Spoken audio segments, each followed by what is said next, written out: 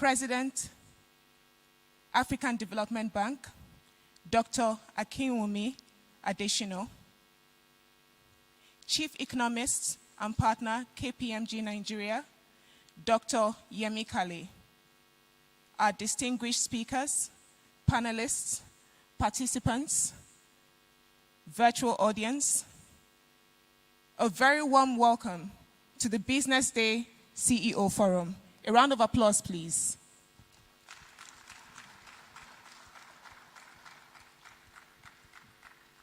Thank you very much. My name is Onyinyechi Ukebu. I am honored to be the Master of Ceremonies today, and I'll be sharing the stage with Lolade Akimurele. Hello, Lolade. Hi, Oye. How are you doing? I'm very well, thank you. Yourself? Great. Not bad. Are you as excited as I am about this? I'm very excited. Exactly. So, this is the CEO Forum, Business Day CEO Forum. And personally, I don't know a lot about being a CEO, a founder, or a managing partner for that matter. What does that entail, Lolade?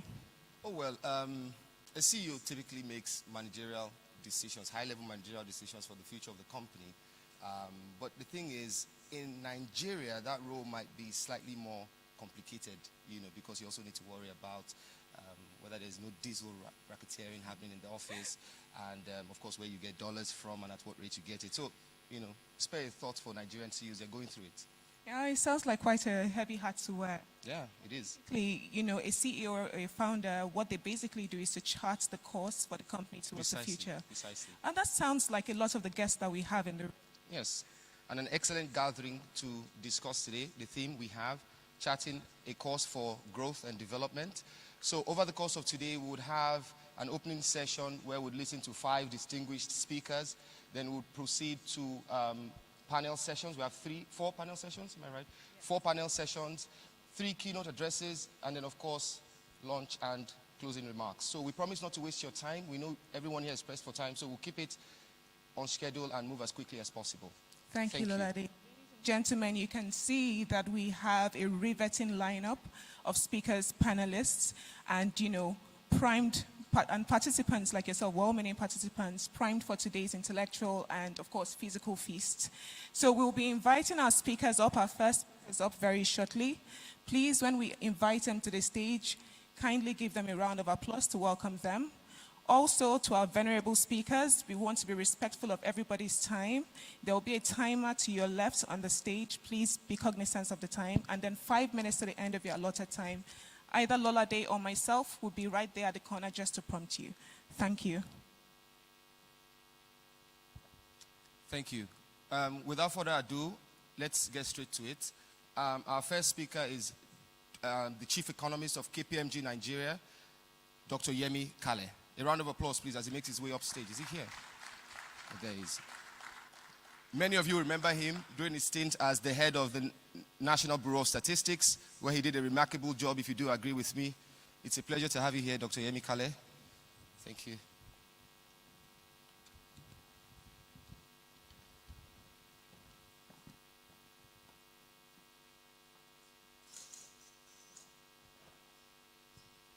Good morning, distinguished ladies and gentlemen. And I'd like to welcome you once again to the Business Day 2023 CEO Forum.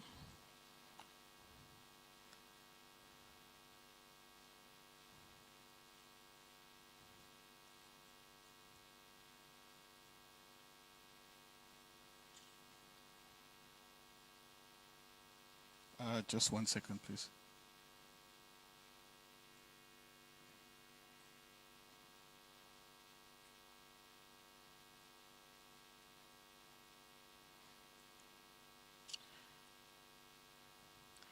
Okay, my presentation will be in 3 main parts. Next slide, please. First of all, I'll go through very briefly key global macroeconomic issues in the first half of 2023. Then a general overview of the Nigerian economy before I have a look at my opinion on what the outlook looks like. But first of all, we are all familiar with, next slide, please.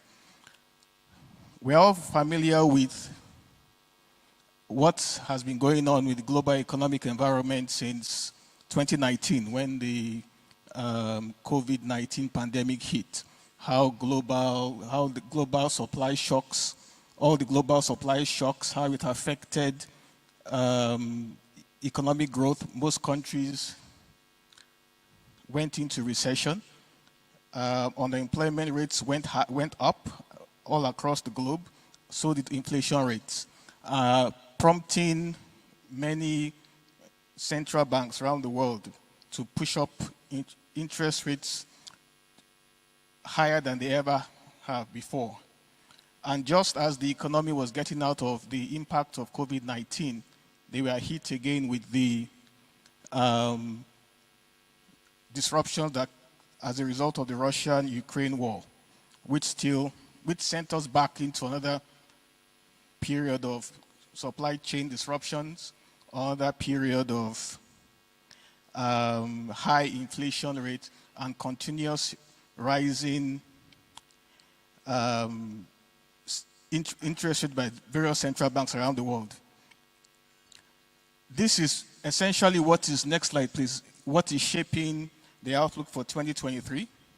The increase in the globalization across the world as countries are trying to look inwards.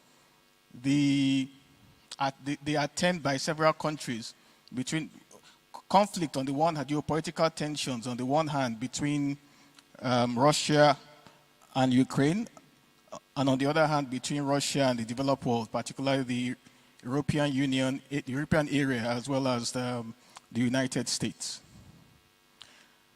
The key, I'm highlighting key, in the next slide, I'm highlighting key activities in the first half of 2023 that I believe global indicators in the first half of 2023 that I think are important to watch. First is the fact that most people already assume that the worst is over.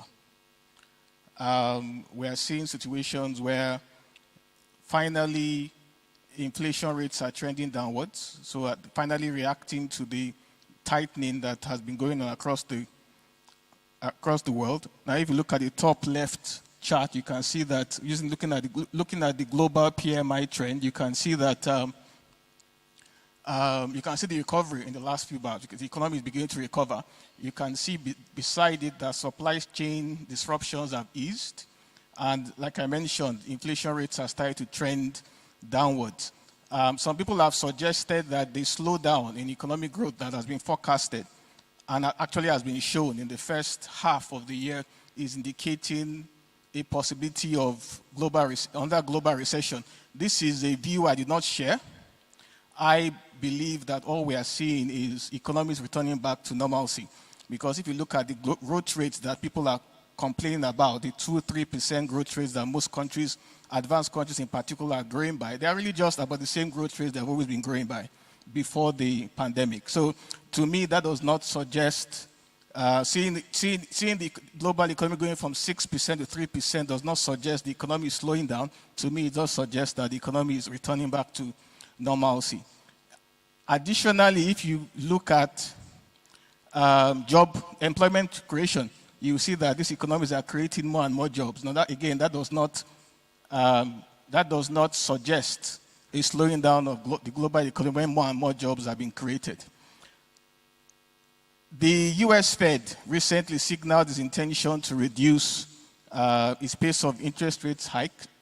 I don't think it's going to happen in the third quarter. I expect that it's probably going to happen in the fourth quarter, or maybe even in early 2024, because there's still a lot of global uncertainty surrounding the Russia-Ukraine war and where that might go.